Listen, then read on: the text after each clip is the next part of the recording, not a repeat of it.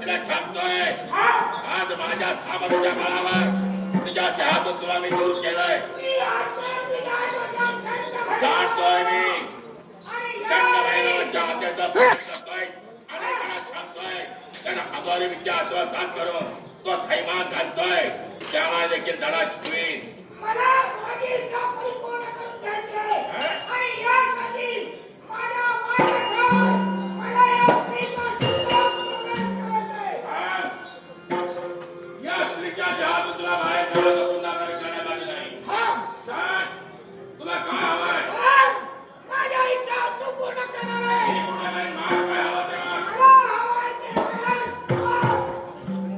ते मानव प्राण्याच्या जीवनात मला एक ना एक वेळ आपली इच्छा परिपूर्ण करण्यासाठी या मानव शरीरात मला प्रवेश तुझी इच्छा पूर्ण केली नाही तुला मी आडास स्थानदायी जागा दाखवीन आणि तुझी इच्छा आहे मानवाच्या देहात प्रवेश करण्यासाठी तुला संधी आली पण आई दिवसाचे 8 प्रहर दिवस दटलाय ते 8ही प्रहर तुमचे नसतील याच्या 3च प्रहर तुमचे या पिशाच्यासाठी आहे हा दुपार मानवाच्या देहाची सावलीच्या पायाखाली पडू लागली याला हा दुपार म्हणतात ती दुपारची वेळ आणि दुसरी कातर वेळेमध्ये ती निघात आणि तिसरी वेळेमध्ये मध्यरात्र या 3 वेळी तुमच्यासाठी असते पहिला 3 वेळा या पिशाचानं कशी संधी मिळेल शरीरात कोणत्या प्रकारे प्रवेश करावा सांगेन आई हा दुपारच्या वेळेला एखादी स्त्री आपल्या डोक्यात पुष्प मारून जात असताना ती जर पुष्प धरणीवर पडली त्यास नदी उचलू नये आणि उचलली पुन्हा पुष्प मारण्याचा प्रयत्न केलाय तुला संधी प्रवेश करण्याची आणि दुसरी घटिका तिन्ही सात कातर वेळ महारायदी ही कातर वेळ प्रत्येकानं सांभाळली पाहिजे या तिन्ही सातच्या वेळेला स्त्री असो पुरुष असो लहान असो थोर असो एखादा खाण्याचा पदार्थ हातात घेऊन खात असताना मग तो घराच्या बाहेर असो कुठल्याही परिसरात असो तो खात असताना धरणीवर मांडला तो पदार्थ कधी उचलू नका आणि तो जर उचलून खाण्याचा प्रयत्न केला तुला संधी मिळेल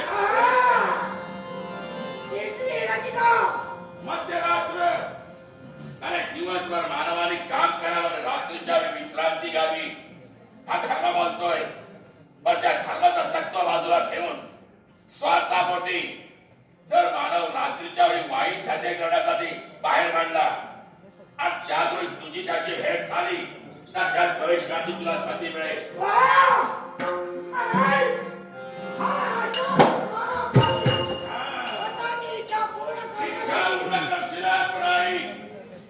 आणि प्रत्येक या तिन्ही वेळेचं महत्वानं कटाक्षानं पालन करते आणि आपल्या जीविताचं रक्षण करते पण तुला सहजासहज संधी देणार नाही यदा कदाचित न जाणारा म्हणजे संधी मिळेल पण तशी संधी तुला तरी जाणारच नाही. मग मला आदेश कर. हा देखतोय समोर दिसतोय तो पिंपळ मार. हा. त्या पिंपळ मारावर तुला जागा देतोय मी. तिथं स्थिर हो. त्या जागेवर तुला पुढे पदाचित करणार नाही पण त्या जागी स्थिर झाल्यानंतर मला इथं खूण हवी. काय करशील? यावेळी हा समोर दिसणारा पिंपळ वृक्ष हा. या पिंपळ वृक्षावर हा पिशाच निघालाय.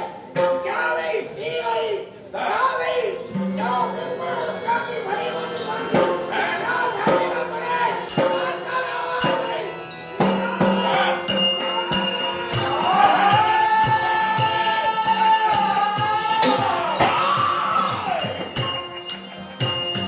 ये. अगं मी तुला शोधतोय मी. अरे तुझ्या मार्गात उभा राहून सगळं तुझं कार्य नाश मला करायचंय आणि